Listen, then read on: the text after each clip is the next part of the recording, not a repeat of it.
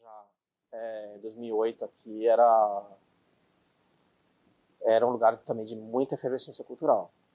Tinha grandes exposições, eu lembro do de Maia Rosa, o José Espanhol, essas exposições preciosas que ficavam ali naquele último andar do prédio antigo, desse prédio. E em 2008, se não me engano, eu fiz uma exposição bem ali, que é, a gente está numa sala de gravação aqui, do lado de fora aqui. E a exposição chamava Territorial Land, né, uma questão territorial, eu trazia paisagens. Eu estava, em 2008, eu estava também experimentando bastante a cerâmica, né, então,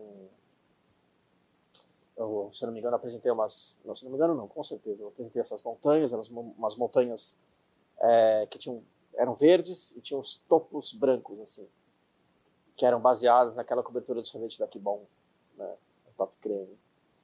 E eram grandes, então elas tinham umas fendas, e tinha umas pranchinhas que você podia escolher onde você acampava, né.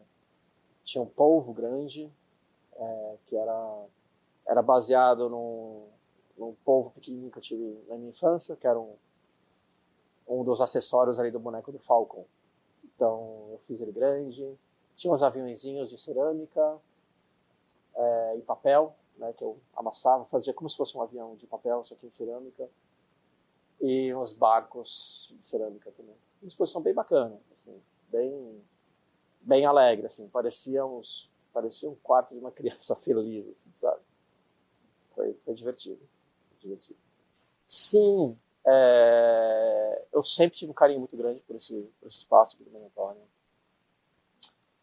Vi excelentes exposições aqui também.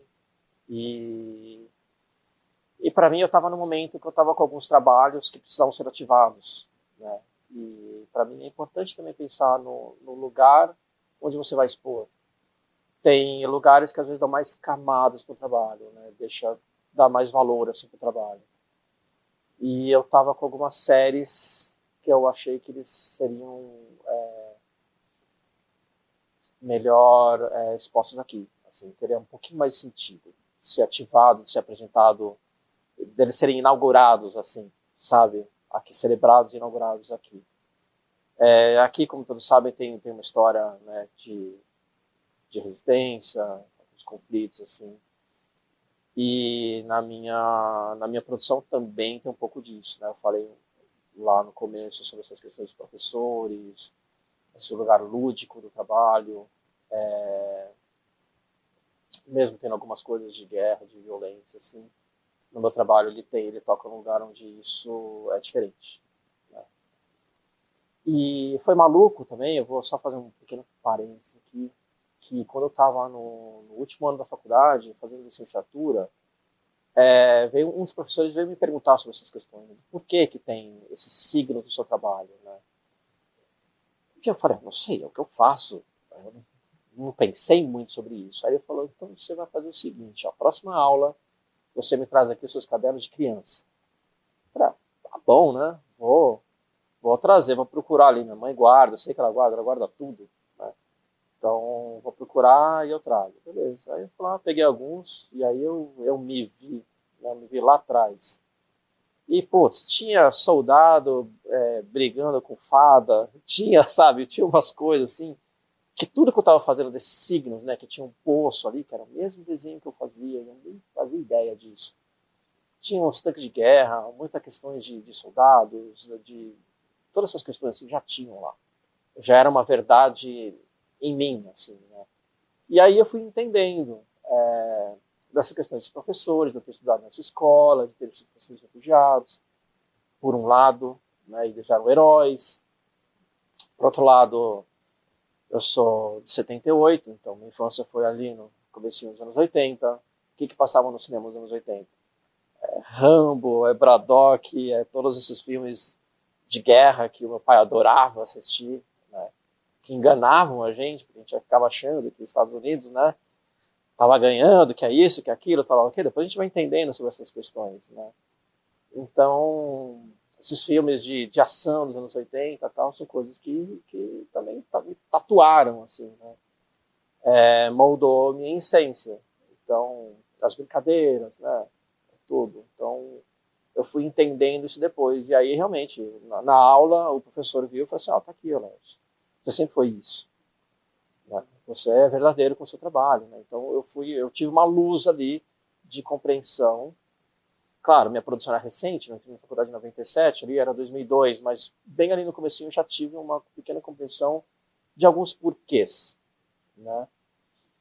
Então, esse trabalho que eu trago aqui, ele lida um pouquinho com essas questões. Né? Então, tem algumas armas, tem alguns tapetes que vêm também dessa origem de tradição, de tradições religiosas, porém que foram submetidas a invasões, né, que no caso do Afeganistão, que foi invadido pela União Soviética lá nos anos 80, e aí os tapetes, eles, que eram umas mandalas, eles acabaram recebendo ressignificados, foram tramados com armas e granadas e tanques. Então, aqueles desenhos que eram apenas mandalas sagradas acabaram virando outras coisas. Assim, né? Isso para mim me chamou muita atenção, né? Porque é grave isso. Né? E como uma cultura que lida ainda com essa questão do tapete ser sagrado, ainda insere esse tipo de siglas ali. Né? Então, o que você está querendo dizer com isso? Né? Quais são essas mensagens? Né? E aquilo para mim eu fiquei muito chocado com aquilo. Né? Então, eu acabei trazendo essa série e eu acabei também olhando um pouquinho mais para a tapeçaria a partir de 2012, quando meu avô faleceu. Né? O vovozinho João Gil Gomes, ele, pai da minha mãe, né? O portuguesinho. Ele, que faleceu com 105 anos.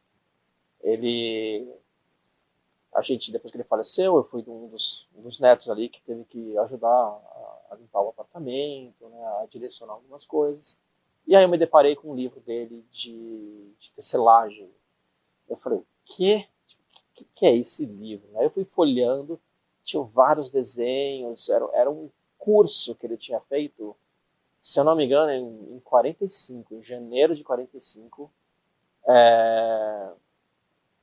E aí eu fui conversar com a minha mãe e ela me disse que ele ia abrir uma tecelagem, né, junto com o irmão mais velho dele. Só que aí o irmão mais velho dele acabou falecendo cedo, e aí ele fez o curso, só que aí ele estava sem recursos para abrir essa tecelagem, e ficou um vácuo. Né? Ele nunca trabalhou com isso, nunca tirou do livro, e nunca transformou isso numa realidade. Mas o livro ficou guardado ali e acabou caindo nas minhas mãos. Acho que nas minhas mãos caiu e aquilo vibrou assim, de uma maneira muito forte. Né? Então eu comecei a querer ativar essa questão da tecelagem, do tecido, da trama. Eu também já tinha trabalhado com molde e moda, já tinha uma relação próxima com isso, e na minha infância também sabia cardalã, fazer o fio e tal, então tudo foi dando um direcionamento para que isso também entrasse na minha poética enquanto artista. Né? E somando essas questões ainda que eu falei anteriormente do tapete afegão e tal, eu entendi que eu precisava de repente fazer os meus tapetes. Né? E aí, quais seriam essas histórias para contar? Eu falei, histórias do nosso povo, né? Das nossas histórias. Né? O que a gente tem aqui? E aí eu fiz alguns desenhos, né? Fui criando, então teve desenho que falava sobre um pouquinho da pandemia que a gente atravessou recentemente, alguns desenhos sobre o desastre de Brumadinho, sobre desmatamento, essas questões. Né? Então fui inserindo isso nos nossos tapetes e buscando também tecnicamente resoluções para trazer também isso para o dia de hoje. Né? Então eu comecei a fazer equivalências do nó do tapete tradicional com o pixel. Né? Então, parte dos trabalhos que eu trago aqui no Maria Antônia tem essa questão da impressão lenticular, que é trazer para um lado mais contemporâneo. Então, é uma impressão que ela tem uma lente. Então, quando você olha o tapete de um lado, ele tem uma cor, e do outro lado, ele é a mesma imagem, porém apagado em tons de cinza. Né? E dá essa questão também de você, dependendo do seu posicionamento, mais direita, mais esquerda, ou mais para lá, ou mais para cá, você elucida, ou você esquece o tema, você apaga, ou você lembra. Então tem um pouquinho disso, né? E são temas importantes para se resolver, né?